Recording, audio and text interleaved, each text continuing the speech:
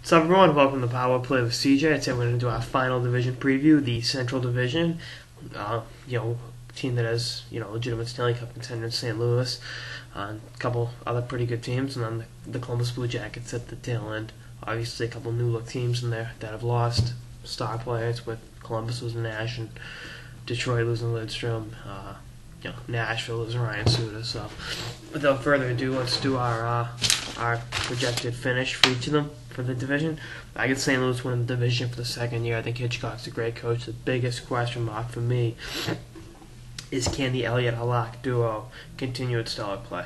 And if they can, then they're golden. I think the forward core will increase with the two rookies, Jaden Schwartz and Vladimir Tarasenko, coming into the lineup next year. They'll really make that team tougher offensively. And Shattenkirk and Peter Angelo on the back end are great. So that's that. Nashville second. I think Nashville has the best goalie in the division, with Pekka Rinne is more of a proven commodity than either Elliott or Halak. And I think with Shea Weber in the fold long term and an improving young forward core, they'll still be a team to be reckoned with. And I'll definitely make the playoffs and make some noise in the Western Conference, even without Ryan Suter next year. Third, I got the Chicago Blackhawks. This is the biggest wild card team in the division. Is Corey Crawford a proven number one? Was last year a sophomore slump? What's going on with him? Is Pat Kane going to be the Pat Kane we're used to seeing, which is the electrifying offensive player, or the guy that has a reputation for being a quote unquote booze bag? That's something you got to watch too, because he had that tough off season where he's partying all summer, and his last season offensively his numbers were down. So that's something you got to watch. Are they going to move him? That's a question that'll be asked. Will he be playing elsewhere come the end of the lockout? Fourth place, I got Detroit, which is something you don't say too often. Detroit being that low, but Lidstrom retired, and then you lose Brad Stewart going back to San Jose, and then they didn't get Suda, didn't get Parise, and then the two NCAA free agents, Danny DeKaiser went back to school, Justin Schultz went to Edmonton. They really are so much weaker than they were last year. I still think they'll challenge for a playoff spot. They're the Detroit Red Wings. The big question is, can Jimmy Howard be that guy and take them to the playoffs? And that's something that needs to be asked for sure. And then finally, the Columbus Blue Jackets, obviously losing Rick Nash, getting fleeced in that trade. I think, I still think that blue line is pretty good with Jack Johnson. Mario will be pretty good next year. Adrian Aucoin's a veteran. Wisniewski isn't that bad. He's overpaid, but he's not that bad. They got some good pieces there. So there's that. Bobrovsky will be better than Mason. Mason needs a shrink or something, but that's a different story. Columbus, if everything goes right, could finish 12th in the West. If not, they'll be the 30th team, be picking McKinnon or Seth Jones come June.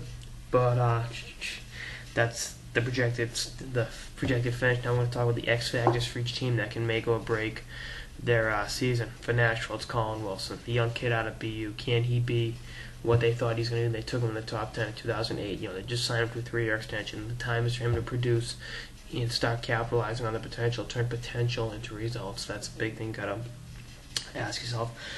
Detroit, it's going to be the rookie core. Ken Nyquist, Riley Sheehan, this young Thomas Tatar, their young forwards step up their productivity. I think on the back end, the biggest X factor is Cronwall. Can he be a number one guy? Something he's never had to be before with Lidstrom and Stewart in the lineup next to him. That's something to watch. For Chicago, it's back in. We talked about it. He needs to be the player we saw, 2009, 2010, when he was, having 88 points, leading them to the Stanley Cup. There's a guy you got to watch. Can he revert to that form, or has his game gone to hell where he needs to change the scenery? That's something you got to watch. St. Louis, Chris Stewart. I think, can he be the 28 goal scorer he wasn't in Colorado for the trade? If he can, then that lineup just got exponentially better, because you got a proven power forward in your top six, two top-tied rookies, and your Berglunds, your Oshis, your Perrons. That'll fill in the gaps in between and really be something to watch. And Columbus, Bobrovsky, can he be, now that he's the unquestioned number one? He's, him and Mason are competing. Mason's. He needs to change his scenery or some psychiatric help or something to regain his game. But I think if he can be what Columbus thinks he's capable of after giving up a second round pick for him.